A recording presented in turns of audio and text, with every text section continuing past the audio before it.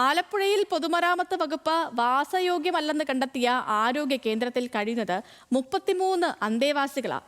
Nooranad leprosy സാനിറ്റോറിയത്തിലേക്കാണ് ചോർന്നൊലിക്കുന്ന കിടപ്പുമുറികളിൽ രോഗികൾക്ക് തുടരേണ്ടി വരുന്നത്.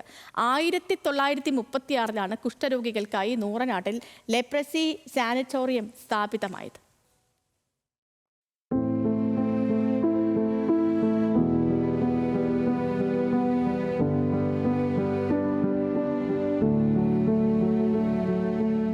ഏതു സമയത്തും നിലം പൊത്താവുന്ന കെട്ടിടങ്ങൾ, മഴയിൽ കുതിർന്നു നിൽക്കുന്ന ഭിത്തികൾ, കാട് മൂടിക്കിടക്കുന്ന മറ്റനുബന്ധ ഓഫീസ് മുറികൾ, 100-ലധികം ഏക്കറിലായി സ്ഥിതി ചെയ്യുന്ന കുഷ്ഠരോഗികൾക്കായി നിർമ്മിച്ച സാനിറ്റോറിയത്തിന്റെ അവസ്ഥയാണിത്. സാനിറ്റോറിയവുമായി ബന്ധപ്പെട്ട് നിലവിലുള്ള അവസ്ഥ വളരെ മോശമാണ്.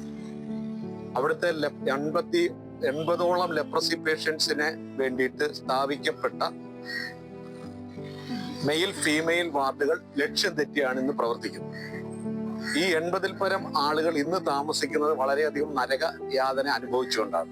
പുരുഷ അന്തേവാസികൾ താമസിക്കുന്ന 18, 19, 22 വാർഡുകളുടെ സ്ഥിതിയാണ് അതീവ ഗുരുതരം. ഈ 3 വാർഡുകളും പരസ്പരം കാണാൻ കഴിയാത്ത രീതിയിൽ കാട് പിടിച്ചു കിടക്കുകയാണ്. ഇവിടെ ഇഴജന്തുക്കളുടെ ശല്യവും രൂക്ഷമാണ്. ശക്തമായ മഴയുള്ള ദിവസങ്ങളിൽ കെട്ടിടം ഇടിഞ്ഞു വീഴുമെന്ന ഭയമുള്ളതിനാൽ മറ്റു കെട്ടിടങ്ങളുടെ വരാന്തയിലാണ് രാത്രികൾ കഴിച്ചുകൂട്ടുന്നത്. പ്രധാനമായും അവരുടെ താമസ സ്ഥലം തന്നെയാണ് ഒരു വലിയ പ്രശ്നമായിട്ട് നിൽക്കുന്നത്. പുതിയ കെട്ടിടം നിർമ്മിച്ചു എന്ന് പറയുന്നെങ്കിലും അത് അന്തേവാസികളുടെ അഭിപ്രായത്തോടു കൂടി അവരുടെ സൗകര്യപ്രദമായ ഒരു രീതിയിലല്ല അത് പണിതിരിക്കുന്നതെന്ന് വേണം പറയാൻ. മാത്രമല്ല, അവർക്ക് നിലവിലെ സാഹചര്യത്തിൽ നിന്നും മാറി താമസിക്കുന്നതിന് കുറേയേറെ പരിമിതികളുണ്ട്. അതിൽ പ്രധാനമായും ഉള്ളത് അവരുടെ സ്വതന്ത്രമായ ജീവിതത്തിന് അത് തടസ്സമാവും എന്നത് തന്നെയാണ്. നമ്മള് ഒരു കുടുംബം പോലെ വെളിയിലെ ഉള്ളവർ താമസിക്കുന്ന അതേ രീതിയിൽ തന്നെ അവർക്ക് താമസിക്കാനുള്ള സാഹചര്യം ഉണ്ടാകുന്നില്ല. സാനിറ്റോറിയത്തിന്റെ ഭാഗമായുള്ള ആരാധനാലയങ്ങളും ലൈബ്രറിയും നാടകവേദികളും പുരാവസ്തു വകുപ്പ് ഏറ്റെടുക്കേണ്ട സ്ഥിതിയിലാണ്. ദൃശ്യങ്ങളിൽ എല്ലാം വ്യക്തമാകുമ്പോഴും ഇവിടെ ഒരു കുഴപ്പവുമില്ലെന്നാണ് മെഡിക്കൽ സൂപ്രണ്ടിന്റെ വാദം. ഇത് ജയിൽ എന്ന് പറയുമ്പോൾ ടോട്ടലി അൺഫിറ്റ് ആണെന്ന് PWD ബിൽഡിംഗ് നമുക്ക് എഴുതി തന്നിട്ടുണ്ട്. പക്ഷെ hospital ward PWD building unfit തന്നിട്ടില്ല. നല്ല ഫിറ്റ്നസ് തന്നെ ഇപ്പോഴും ഈ മാസം തന്ന ഫിറ്റ്നസിനകത്തും അത് ഫിറ്റ് ആണെന്നാണ് കാണിച്ചിരുന്നത്. പക്ഷെ ജയിൽ അൺഫിറ്റ് ആയിട്ട് തന്നു.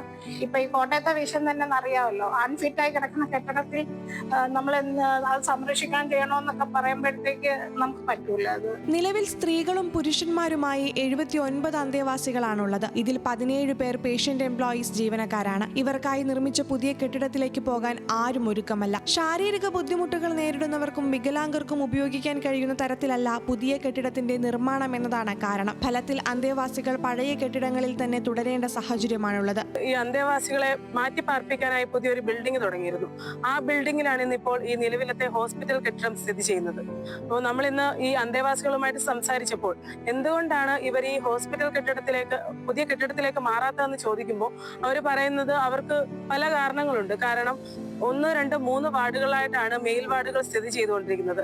അതിൽ 11, 12, 10 എന്നിങ്ങനെ ആളുകൾ വർഷങ്ങളായി താമസിച്ചു വരുന്നതാണ്. അപ്പൊ ഇവരെ എല്ലാവരെയും കൂടി ഒരു സ്ഥലത്തേക്ക് ഷിഫ്റ്റ് ചെയ്യാന്ന് പറയുമ്പോൾ അത് അവർക്കൊരു ബുദ്ധിമുട്ടുള്ള കാര്യമാണ്. ജീവിതത്തിന്റെ നല്ലൊരു പങ്കും രോഗം കവർന്നെടുത്ത ഇവർക്ക് മികച്ച സൗകര്യങ്ങൾ ഒരുക്കണമെന്ന ആവശ്യമാണ് ബാക്കിയാകുന്നത്. ന്യൂസ് മലയാളം, ആലപ്പുഴ.